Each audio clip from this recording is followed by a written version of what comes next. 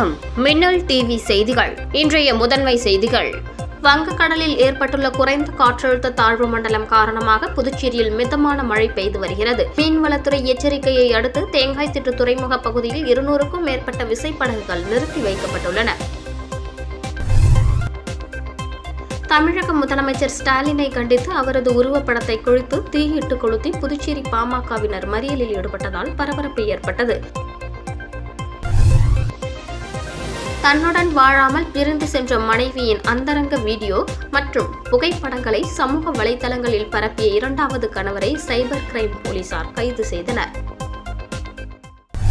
வங்கக்கடலில் ஏற்பட்டுள்ள குறைந்த காற்றழுத்த தாழ்வு மண்டலம் காரணமாக புதுச்சேரியில் மிதமான மழை பெய்து வருகிறது. மீன்வளத்துறை எச்சரிக்கையை அடுத்து தேங்காய்திட்டு துறைமுக பகுதியில் 200க்கும் மேற்பட்ட விசைப்படகுகள் நிறுத்தி வைக்கப்பட்டுள்ளன. வங்கக்கடலில் ஏற்பட்டுள்ள குறைந்த காற்றழுத்த தாழ்வு மண்டலம் காரணமாக புதுச்சேரி மற்றும் தமிழகத்தில் கனமழை பெய்யும் என்று வானிலை ஆய்வு மையம் அறிவித்துள்ளது. இந்த நிலையில் கடந்த ஒரு வார காலமாக புதுச்சேரியில் வானம் மேகமூட்டத்துடன் காணப்பட்டு வந்தது. நேற்றிரவு லேசான மழை பெய்து வந்த நிலையில் தற்போது புதுச்சேரியில் மிதமான மழை பெய்து வருகிறது. குறிப்பாக கடற்கரை சாலை, விமான நிலையம், உப்பளம், ராஜ்பவன், முத்தியால்பேட்டை, முதலியார்பேட்டை உள்ளிட்ட நகர பகுதிகளிலும் மிதமான மழை பெய்து வருகிறது. இதேபோன்று கிராமப்புறங்களான பாகூர், திருக்கடூர், வில்லியனூர் உள்ளிட்ட பகுதிகளிலும் மிதமான மழை பெய்து வருகிறது. இருப்பினும் பள்ளி, கல்லூரிகள் புதுச்சேரியில் வழக்கம் போல் இயங்கி வருகிறது. குறைந்த காற்றழுத்த வானிலை காரணமாக மீனவர்கள் யாரும் கடலுக்குள் செல்ல வேண்டாம் என்று மீன்வளத்துறை எச்சரித்துள்ளது. இதன் காரணமாக மீனவர்கள் 2வது நாளாக கடலுக்கு செல்ல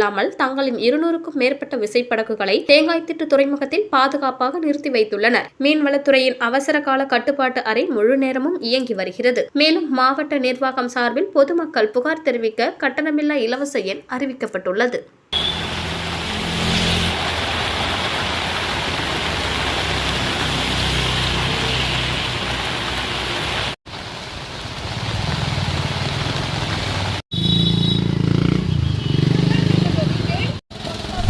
தமிழக முதலமைச்சர் ஸ்டாலினை கண்டித்து அவரது உருவப்படத்தை கிழித்து தீயிட்டு கொளுத்தி புதுச்சேரி பாமகவினர் மறியலில் ஈடுபட்டதால் பரபரப்பு ஏற்பட்டது. பாமக நிறுவனர் ராமதாசுக்கு வேறு வேலை இல்லாமல் தினமும் ஏதாவது அறிக்கை வெளியிட்டுக் கொண்டிருப்பார் என்றும் அதற்கு பதில் சொல்ல வேண்டிய அவசியமே இல்லை என முதல்வர் ஸ்டாலின் கூறியிருந்த கருத்துக்கு அக்கட்சியினர் மத்தியில் கண்டனங்கள் கிளம்பியுள்ளது. இந்த நிலையில் பாமக நிறுவனர் மருத்துவர் ராமதாஸ் பற்றி அவமரியாதையாக பேசிய தமிழக முதலமைச்சர் ஸ்டாலினை கண்டித்து புதுச்சேரியில் பாமகவினர் மாநில அமைப்பாளர் கணபதி தலைமையில் கருப்பு கொடி ஏந்தி புதுச்சேரி ராஜீவ்காந்தி சிலை அருகே சாலை மறியலில் ஈடுபட்டனர். அப்போது அவர்கள் ஸ்டாலினின் உருவப்படத்தை கிழித்து எறிந்தும் தீயிட்டு கொளுத்தியும் தங்களின் எதிர்ப்பை தெரிவித்து கோஷங்களை எழுப்பினர். இதில் பாட்டாளி மக்கள் கட்சி நிர்வாகிகள், தொண்டர்கள் மற்றும் மகளிர் அணியினர் உட்பட ஏராளமானோர் கலந்து கொண்டனர். மருத்துவர் ராமதாஸ் அவரிடம் தமிழக முதலமைச்சர் ஸ்டாலின் மன்னிப்பு கேள் என்று கோஷங்கள் எழுப்பினர். அரை மணி நேரம் ஈடுபட்ட சாலை மறியல் போராட்டத்தை அடுத்து காவல்துறை அறிவுறுத்தியதை தொடர்ந்து போராட்டத்தை கைவிட்டு கலைந்து சென்றனர்.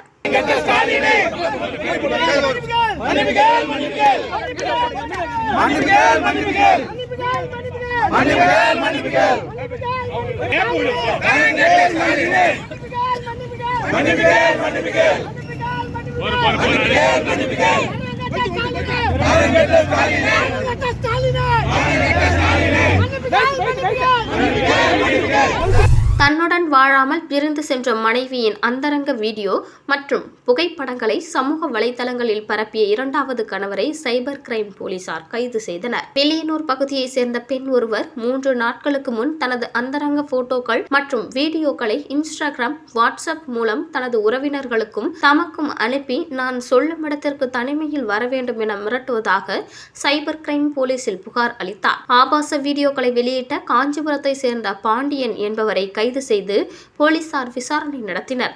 தொடர்ந்து விசாரணையில் பாண்டியன் அந்த பெண்ணின் 2வது கணவர். அவர் பல பெண்களுடன் தொடர்பில் இருந்ததால் அவர் பிரிந்தார். தன்னுடன் சேர்ந்து வாழ வேண்டும், இல்லாவிட்டால் அசிங்கப்படுத்தி விடுவேன் என ஆபாச வீடியோக்களை அந்த பெண்ணின் உறவினர்களுக்கு அனுப்பியது தெரிய வந்தது. இதைத் தொடர்ந்து இன்ஸ்பெக்டர்கள் தியாகராஜன், கீர்த்தி தலைமையிலான போலீசார் பாண்டியனை கைது செய்து ஆபாச படங்கள் அனுப்ப பயன்படுத்திய மொபைல் போனை பறிமுதல் செய்து பாண்டியனை நீதிமன்றத்தில் ஆஜர்படுத்தி சிறையில் அடைத்தனர். புதுச்சேரி சுனாமி குடியிருப்பு பகுதியில் கடந்த 2 மாதமாக வரும் குடிநீரில் புழு இருப்பதாக அப்பகுதி மக்கள் நியாயம் கேட்டு வெளியிட்டுள்ள வீடியோ வைரலாகி வருகிறது. புதுச்சேரி காலாப்பட்டு சுனாமி குடியிருப்பு பகுதியில் சுமார் 1400 குடும்பங்கள் வசித்து வருகின்றன. இங்குள்ள மக்களுக்கு குடிநீர் தேவைக்காக உழவர்கரை நகராட்சி சார்பில் 2 நீர்த்தேக்க மேல்நிலை தொட்டி வழியாக குடிநீர் விநியோகம் செய்யப்பட்டு வருகிறது. இவ்வாறு வீடுகளுக்கு வழங்கப்படும் குடிநீரில் கடந்த சில மாதங்களாக துர்நாற்றத்துடன் வெள்ளை நிற, செந்நிற புழுக்கள் அதிக அளவில் வருகிறது. இந்த குடிநீரை பெரும்பாலான குடும்பங்கள் குடிப்பதற்கு பயன்படுத்தி வருகின்றன. தற்போது குடியிருப்பு பகுதியில் குழந்தைகளுக்கு காய்ச்சல், வயிற்றுப்போக்கு, சளி போன்ற உபாதைகள் ஏற்படுவதாக பெரிய காலாப்பட்டு பகுதியில் வசிக்கும் அனைவரது வீட்டு குடிநீரிலும் புழுக்களுடன் குடிநீர் வருவதாக பொதுமக்கள் புகார் அளித்துள்ளனர். மேலும் இதுகுறித்து நகராட்சி மற்றும் ஊர் கிராம பஞ்சாயத்துக்கும் புகார் அளித்தும் இதுவரை எவ்வித நடவடிக்கையும் எடுக்கப்படவில்லை. மேலும் இந்த குடிநீர் குடித்துவிட்டு தங்கள் உயிரோடு இருக்க வேண்டுமா அல்லது சாக வேண்டுமா என்று பொதுமக்கள் நியாயம் கேட்டு வெளியிட்டுள்ள வீடியோ தற்போது இணையதளத்தில் வைரலாகி வருகிறது.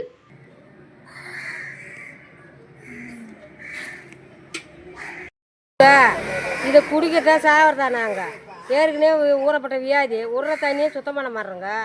ஒரே டேங்க் அழுக்கு, அதில் ஊறப்பட்ட புழு வாழ்றதா இருக்கிறதா இந்த குவார்டர்ஸில். அதுக்கு கீழே இருந்து வீடு கட்டி கொடுத்தாலும் நிம்மதியாக வாழ்ந்துருப்போம். நாங்கள் மேலே கொடுத்து தண்ணின்னு ஒன்று விட்றோங்க, அது சாகத்தான் போகிறோங்க. நாங்கள் புதுச்சேரியில் கடல் சீற்றமாக காணப்படுவதால் கடற்கரைக்கு வரும் பொதுமக்கள் மற்றும் சுற்றுலா பயணிகள் கடலில் இறங்கி குளிக்க தடை விதிக்கப்பட்டுள்ளது. வங்கக்கடலில் புதிதாக காற்றழுத்த தாழ்வு பகுதி உருவாகியுள்ள நிலையில் தமிழகம் மற்றும் புதுச்சேரியில் கனமழை பெய்யும் என்று சென்னை வானிலை ஆய்வு மையம் அறிவித்துள்ளது. இதன் காரணமாக புதுச்சேரியில் கடல் சீற்றமுடன் காணப்படுகிறது. மேலும் வழக்கத்திற்கு மாறாக கடல் அலைகள் ஆர்ப்பரித்து வருவதால் கடற்கரைக்கு வரும் சுற்றுலா பயணிகள் மற்றும் பொதுமக்கள் கடலில் இறங்கவோ அல்லது குளிக்கவோ தடை விதிக்கப்பட்டுள்ளது. கடற்கரைக்கு வரும் பொதுமக்கள் அங்கிருந்து திருப்பி அனுப்பப்பட்டு வருகிறார்கள். மேலும் கடற்கரையில் போலீசார் பாதுகாப்பு பணியிலும் ஈடுபடுத்தப்பட்டு வருகின்றனர். தொடர்ந்து கடல் அலைகள் சீற்றமுடன் காணப்படுவதாலும் கடற்கரைக்கு வரும் பொதுமக்கள் திருப்பி அனுப்பப்படுவதால் கடற்கரை ஆட்கள் நடமாட்டம் இன்றி வெறிச்சோடி காணப்படுகிறது. மேலும் பழைய துறைமுக வளாகத்தில் 1ஆம் எண் புயல் எச்சரிக்கை கூண்டு ஏற்றப்பட்டுள்ளது.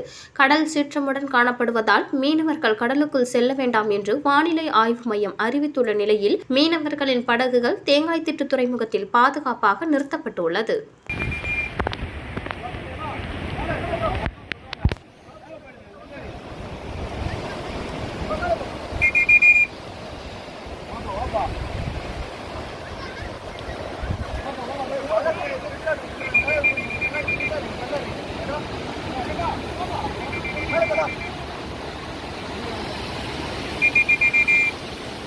இந்திய அரசியலமைப்பு தினத்தையொட்டி முதல்வர் ரங்கசாமி தலைமையில் உறுதியேற்பு நிகழ்ச்சி நடைபெற்றது. இந்திய அரசியலமைப்பு ஏற்றுக்கொண்டதை நினைவு கூறும் வகையில் ஆண்டுதோறும் நவம்பர் மாதம் 26ஆம் நாள் இந்திய அரசியலமைப்பு நாளாக கடைபிடிக்கப்பட்டு வருகிறது. இந்திய அரசியலமைப்பு நாளையொட்டி இன்று புதுச்சேரி சட்டப்பேரவையில் முதலமைச்சர் அலுவலகத்தில் முதலமைச்சர் ரங்கசாமி முன்னிலையில் சட்ட அமைச்சர் லட்சுமி நாராயணன் இந்திய அரசியலமைப்பு முகவரியை வாசிக்க அமைச்சர் திருமுருகன், சட்ட செயலர் டாக்டர் சத்தியமூர்த்தி மற்றும் வழக்கறிஞர்கள், சட்ட மாணவ மாணவியர்கள் ஏற்றுக்கொண்டனர். உள்ளார்ந்த உறுதியுடையவராய் நம்முடைய அரசமைப்பு பேரவையால் நாளாகிய இன்று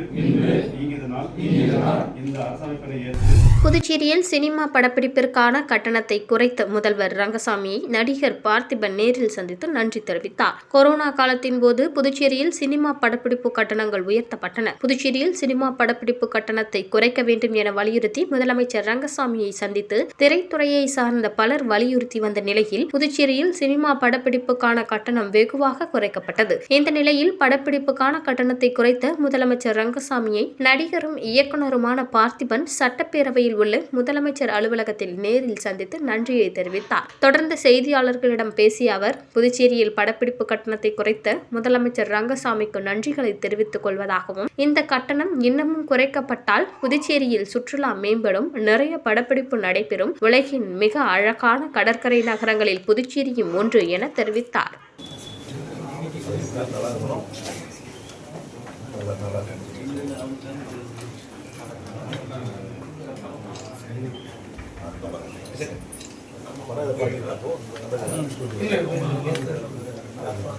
ஒரு 6 மாசம் இருக்கலாம். இதை வந்து இன்னைக்கு எல்லாத்தையும் சொல்லி MBBS சேர்க்கையில் NRI ஒதுக்கீட்டில் சீட் பெற போலி தூதரக ஆவணங்கள் சமர்ப்பித்த வழக்கில் மேலும் 31 பேர் சேர்க்கப்பட்டனர். புதுச்சேரி மருத்துவக் கல்லூரி சேர்க்கையில் NRI ஒதுக்கீட்டு இடங்களை பெற போலியான தூதரக சான்றிதழ்கள் சமர்ப்பித்தது கண்டுபிடிக்கப்பட்டது. 44 மாணவர்களுக்கு ஒதுக்கப்பட்ட மருத்துவ இடங்கள் ரத்து செய்து லாஸ்பேட்டை காவல் நிலையத்தில் சென்டாக் புகார் அளித்தது. 44 மாணவர்கள் மீதும் போலி ஆவணம் தயாரித்தல், அதனை உண்மை என சமர்ப்பித்தல் பிரிவின் கீழ் வழக்கு பதிவு செய்தனர். இரண்டாம் கட்டமாக 6 சான்றிதழ் மற்றும் 25 சான்றிதழ் என 31 மாணவர்களும் போலி தூதரக சான்றிதழ் கொடுத்தது தெரியவந்தது. போலி ஆவணம் சமர்ப்பித்த 31 மாணவர்களின் பட்டியல் லாஸ்பேட்டை காவல் நிலையத்தில் வழங்கப்பட்டது.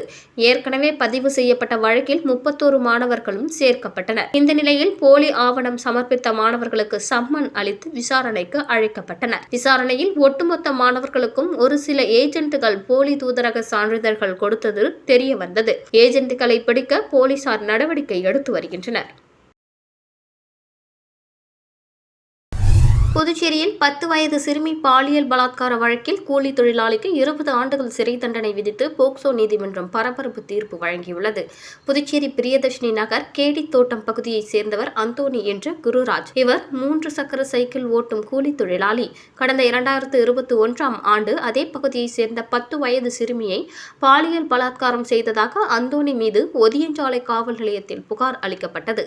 இதனையடுத்து அவர் போக்சோ சட்டத்தில் கைது செய்யப்பட்டு சிறையில் அடைத்தார். அந்தோனி மீதான வழக்கு விசாரணை புதுச்சேரி போக்சோ சிறப்பு நீதிமன்றத்தில் நடைபெற்றது. அரசு தரப்பில் வழக்கறிஞர் பச்சையப்பன் ஆஜரானார். விசாரணை நேற்று முடிந்த நிலையில் குற்றம் சாட்டப்பட்ட அந்தோனி என்ற குருராஜுக்கு 20 ஆண்டுகள் சிறை தண்டனையும் ரூபாய் 11,000 அபராதமும் விதித்து போக்சோ சிறப்பு நீதிமன்ற நீதிபதி சுமதி பரபரப்பு தீர்ப்பு வழங்கினார். மேலும் பாதிக்கப்பட்ட சிறுமியின் குடும்பத்தினருக்கு 4 லட்சம் இழப்பீடு வழங்கவும் அரசுக்கு நீதிமன்றம் பரிந்துரைத்துள்ளது. அதையடுத்து தண்டனை விதிக்கப்பட்ட அந்தோனி என்ற குருராஜ் காலாப்பட்டு சிறையில் அடைக்கப்பட்டார்.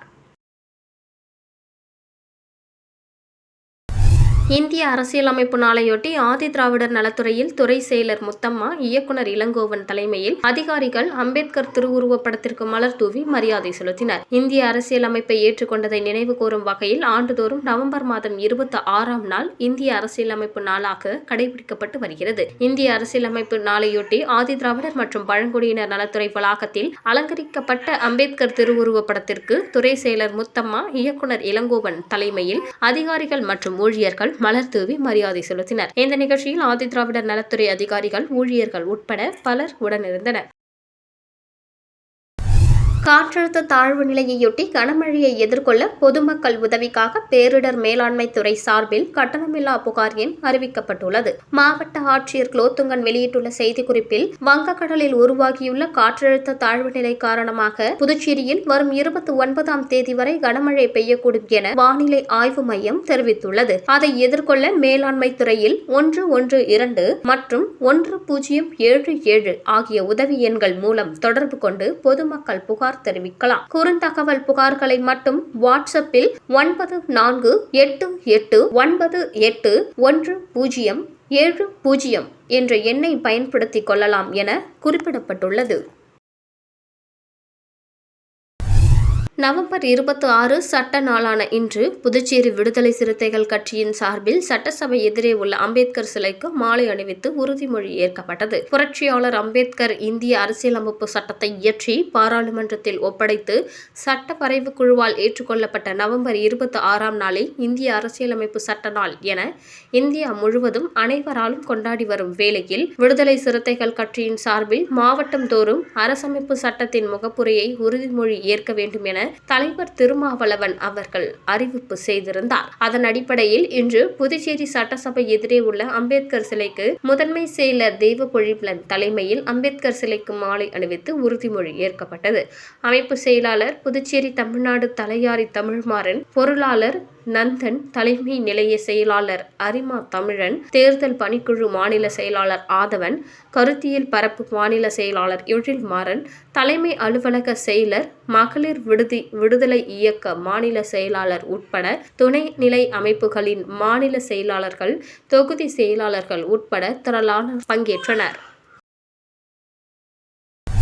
நியமன எம்எல்ஏக்கள் விஷயத்தில் தெளிவான வழிகாட்டுதல்களை வழங்கியுள்ள நிர்வாக சீர்திருத்தத்துறை சுற்றறிக்கை வாயிலாக அதிகாரிகளை எச்சரித்துள்ளது. நியமன எம்எல்ஏக்களை அதிகாரிகள் சரிசமமாக நடத்துவதில்லை, பொது விழாக்களுக்கு அவர்களை கூப்பிடுவதில்லை என குற்றச்சாட்டு எழுந்தது. அண்மையில் முதலியார்பேட்டை தொகுதியில் நடக்கும் விழாக்களில் தன்னை கூப்பிடுவதில்லை என அசோக் பாபு எம்எல்ஏ சபாநாயகர் செல்வத்திடம் உரிமை மீறல் பிரச்சனையை எழுப்பியிருந்தார். இது தொடர்பாக நிர்வாக சீர்திருத்தத்துறை செயலர் கண்ணன் பிறப்பித்துள்ள உத்தரவில் ஒரு குறிப்பிட்ட தொகுதியில் வசிக்கும் சட்டசபையால் பரிந்துரைக்கப்பட்ட நியமன எம்எல்ஏக்கள், தொகுதியின் தேர்ந்தெடுக்கப்பட்ட எம்எல்ஏக்கள் அத்தகைய தொகுதி தொடர்பான அரசாங்க அலுவலகங்கள் ஏற்பாடு செய்துள்ள அதிகாரப்பூர்வ பொது நிகழ்ச்சிகளுக்கு தவறாமல் அழைக்கப்பட வேண்டும் என்று அறிவுறுத்தப்படுகிறது. விழா தொடர்பாக சம்பந்தப்பட்ட நியமன எம்எல்ஏக்களுக்கு முன்கூட்டியே தெரிவிக்கப்பட வேண்டும். இது தொடர்பாக எந்த ஒரு விதிமீறலும் தீவிரமாக பார்க்கப்படும், சம்பந்தப்பட்ட அதிகாரி மீது தகுந்த நடவடிக்கை எடுக்கப்படும் என கடுமையாக எச்சரிக்கப்பட்டுள்ளது. இந்திரா இந்தியன் சர்வீஸ் மற்றும் சாரதா கங்காதரன் கல்லூரி நாட்டு நலப்பணி திட்டம் சார்பில் கடமை உணர்வு விழிப்புணர்வு நிகழ்ச்சி நடைபெற்றது. இந்திரா இந்தியன் சர்வீஸ் மற்றும் சாரதா கங்காதரன் கல்லூரி நாட்டு நலப்பணி திட்டம் சார்பில் சமையல் எரிவாயு சிலிண்டர் கையாள்வது, பாதுகாப்பு மற்றும் கடமை உணர்வு குறித்த விழிப்புணர்வு நிகழ்ச்சி கல்லூரி வளாகத்தில் நடைபெற்றது. இந்த நிகழ்ச்சியில் கல்லூரி முதல்வர் பாபு, புதுச்சேரி இந்தியன் ஆயுள் எல்பிஜி உதவி மேலாளர் சம்பத்குமார் ரெட்டி, இந்துஸ்தான் பெட்ரோலியம் கள அதிகாரி சசிவரதன் நாயக் தலைமை தாங்கினார். இந்திரா இந்தியன் சர்வீஸ் பரசுராமன், குடிமைப்பொருள் நுகர்வோர் விவகாரங்கள் துறை இணை இயக்குநர் தயாளன், என்எஸ்எஸ் அதிகாரி சதீஷ்குமார், விரிவுரையாளர் மகேஸ்வரி, உழவர்கரை மகளிர் ஒருங்கிணைப்பாளர் திலகவதி நிகழ்ச்சியில் மாணவிகளுக்கு எல்பிஜி பாதுகாப்பு பற்றி விளக்கினர். தொடர்ந்து இது குறித்த விழிப்புணர்வு நாடகமும் நடைபெற்றது. இவ்விழாவின் ஏற்பாடுகளை கல்லூரியின் என்எஸ்எஸ் அதிகாரிகள் செய்திருந்தனர். இதில் 200க்கும் மேற்பட்ட மாணவிகள் பங்கு பெற்று பயனடைந்தனர்.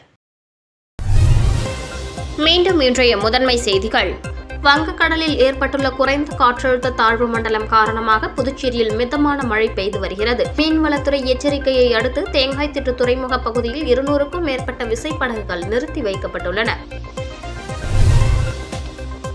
தமிழக முதலமைச்சர் ஸ்டாலினை கண்டித்து அவரது உருவப்படத்தை கிழித்து தீயிட்டு கொளுத்தி புதுச்சேரி பாமகவினர் மறியலில் ஈடுபட்டதால் பரபரப்பு ஏற்பட்டது.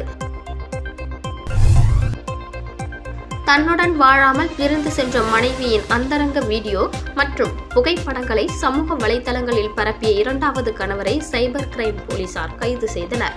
இத்துடன் மின்னல் டிவி செய்திகள் நிறைவு பெறுகின்றன. வணக்கம்.